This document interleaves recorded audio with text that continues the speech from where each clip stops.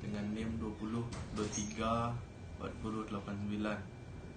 Saat ini saya ingin menerangkan sebuah materi yang membahas tentang kebijakan pengembangan koleksi. Nah, mungkin teman-teman ada yang belum mengetahui tentang kebijakan pengembangan koleksi. Sebelum kita membahas tentang seluruhnya, kita akan membahas tentang perbagian, yaitu kita akan membahas tentang kebijakannya. Apa itu kebijakannya? Seperti yang kita ketahui, kebijakan berasal dari sebuah keputusan awal dan menjadi pernyataan atau pengertian umum yang menjadi saluran berpikir dalam pengembangan keputusan di masa depan tepatnya. Nah, kebijakan ini biasanya berfungsi untuk memastikan bahwa keputusan yang telah diambil masih sesuai dengan filosofi dan tujuan organisasi tersebut. Nah, kita akan lanjut kepada yang berikutnya. Setelah kita mengetahui tentang kebijakan, kita harus mengetahui tentang hal yang kedua yang mungkin jarang diketahui. Apa itu koleksi? Mungkin teman-teman tahu koleksi mungkin itu hanya pembahasan umum, tapi di perpustakaan koleksi itu apa maksudnya? Nah, di koleksi yang dimaksud di dalam dunia perpustakaan ini merupakan kumpulan buku atau bahan-bahan lainnya yang dihimpun oleh seseorang atau lembaga yang manajemen koleksi ini adalah manajemen koleksi adalah seperti istilahnya adalah digunakan untuk menggantikan pengembangan koleksi. Istilah ini dipakai untuk menggantikan pengembangan koleksi di era digital sekarang, lebih tepatnya begitu. Nah, manajemen koleksi, apa itu manajemen koleksi? Mungkin teman-teman juga bertanya, karena saya baru menyebutnya tadi, apa itu manajemen koleksi? Manajemen koleksi adalah pengorganisasian dan pembinaan yang mencakup prinsip-prinsip pengembangan koleksi, pemenuhan kebutuhan para pengguna sebagai tujuan utama, mengusahakan cara alternatif pemerolehan dokumen dan informasi guna melengkapi informasi yang telah ada. Terus, apa pula yang dimaksud dengan pengembangan koleksi? Nah, pengembangan koleksi adalah suatu proses kegiatan yang mencakup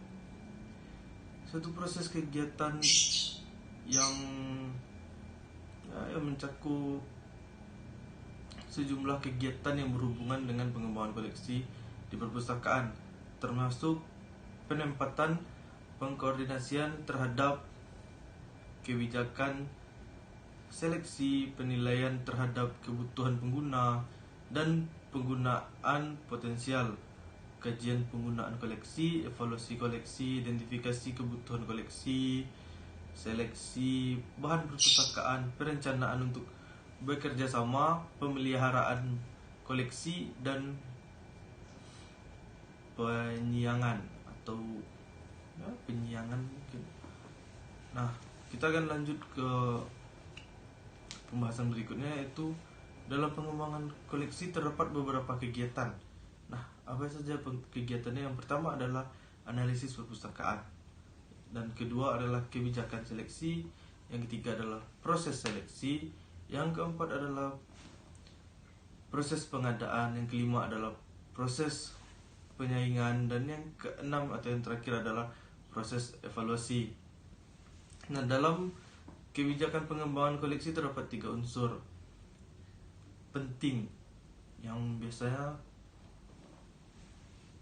yang 3 ini selalu ada dan terus ada, karena ini adalah unsur-unsur penting. Yang pertama adalah pernyataan kebijakan umum.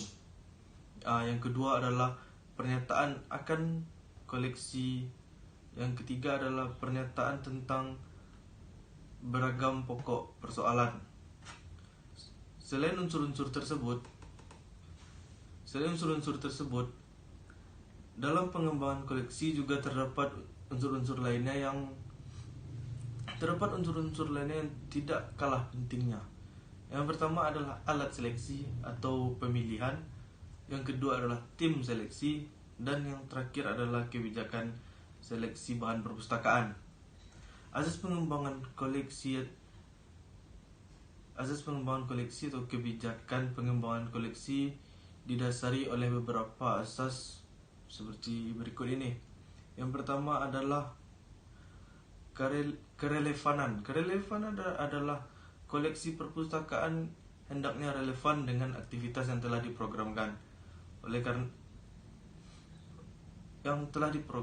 oleh perpustakaan, sehingga memudahkan pencapaian kinerja perpustakaan yang memuaskan para pengguna. Yang kedua adalah berorientasi kepada kebutuhan pengguna. Masing-masing jenis perpustakaan mempunyai pengguna yang berbeda-beda dan berbeda pula kebutuhan informasinya.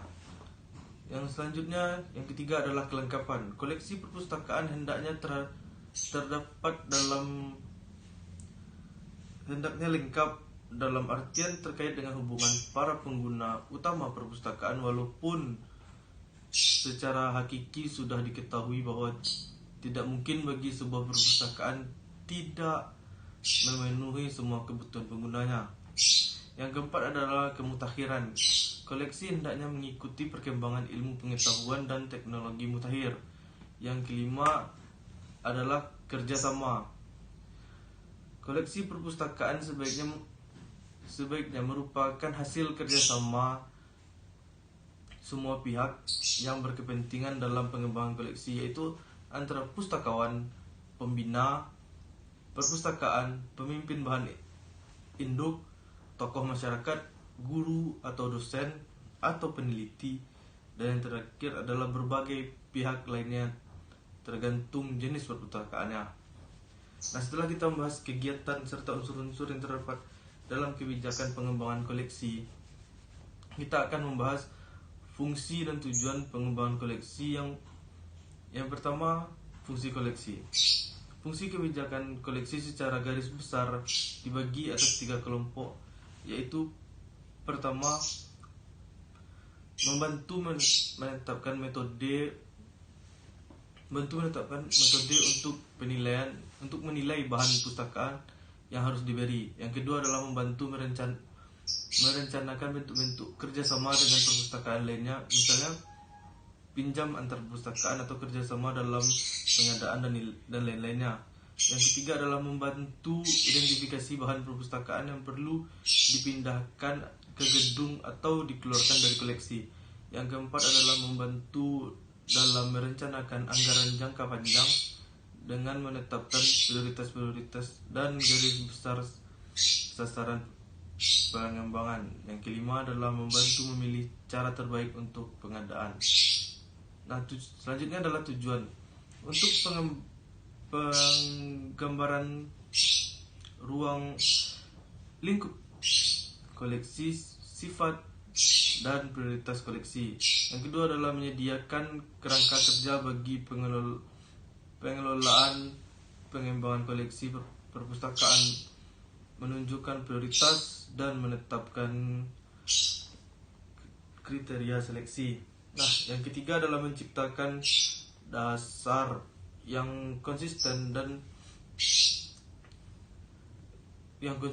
dalam pengembangan koleksi di masa depan. Yang keempat adalah memberikan panduan para staf dalam seleksi.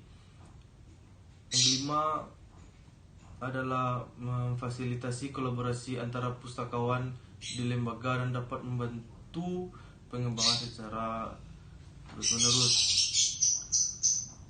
Nah, mungkin hanya itu yang dapat saya sampaikan. Terlebih dan terkurang saya mohon maaf, karena kesalahan yang saya buat manusiawi, dan yang benar hanyalah milik Tuhan. Sekian dari saya, Ifdal, undur diri. Assalamualaikum warahmatullahi wabarakatuh.